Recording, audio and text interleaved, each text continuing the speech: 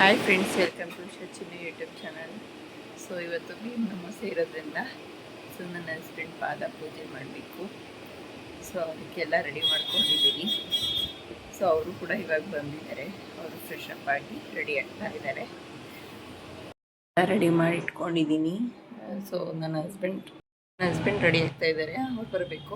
ಅವ್ರಿಗೋಸ್ಕರನೇ ಈಗ waiting. So sari ಎಲ್ಲ ಈಗ ಉಡೋಕ್ಕಾಗಲ್ಲ, ಅದಕ್ಕೋಸ್ಕರ ಫ್ರೀಯಾಗಿ ಡ್ರೆಸ್ ಹಾಕ್ಕೊಂಡಿದ್ದೀನಿ. ಫೈನಲಿ ನನ್ನ ಹಸ್ಬೆಂಡ್ ಬಂದರು. ಸೊ ಫೋನ್ಗಳು ಮಾತ್ರ ತುಂಬ ಬರ್ತಾನೆ ಇತ್ತು ಬ್ಯಾಕ್ ಟು ಬ್ಯಾಕು. ಸೊ ಪೂಜೆ ಮಾಡೋಕ್ಕೂ ನಿಂದೆ ಬಿಡಲ್ವಲ್ಲ ಅಂತ ನಾನು ಹೇಳ್ತಾ ಇದ್ದೆ ನಾನು.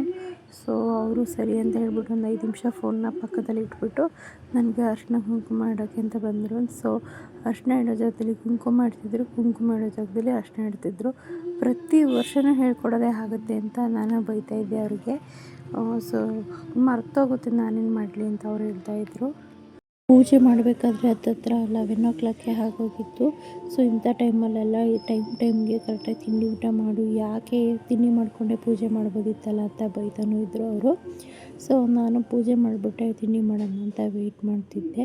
ಸೊ ಚೆನ್ನಾಗೇ ಮಾಡಿದೆ ಪೂಜೆನ. ಕೆಲವ್ರು ಹೇಳ್ತಾರೆ ಪ್ರೆಗ್ನೆಂಟ್ ಟೈಮಲ್ಲಿ ಪೂಜೆ ಮಾಡಬಾರ್ದು ಹಾಗೆ ಅಂತ. ಸೊ ಏನೂ ಇಲ್ಲ, ಗಂಡನ ಆಯಸ್ಸು ಆರೋಗ್ಯ ಕೊಡಲಿ ಅಂತ ತಾನೇ ಪೂಜೆ ಮಾಡೋದು, ಏನೂ ಪ್ರಾಬ್ಲಮ್ ಇಲ್ಲ ಅಂತ ನಮ್ಮ ಅಜ್ಜಿ ಹೇಳ್ತಾಯಿದ್ರು. ಸೊ ಅದಕ್ಕೋಸ್ಕರ ಕೂತ್ಕೊಂಡೇ ಮಾಡಿದೆ. ಇಂಥ ಟೈಮಲ್ಲಿ ಸ್ಯಾರಿ ಎಲ್ಲ ಉಟ್ಕೊಂಡು ಕ್ಯಾರಿ ಮಾಡೋಕ್ಕಾಗಲ್ಲ ಅಂತ ಡ್ರೆಸ್ ಹಾಕ್ಕೊಂಡೆ ಸಿಂಪಲಾಗೇ ಮಾಡಿದ್ದು ಈ ಸಲ.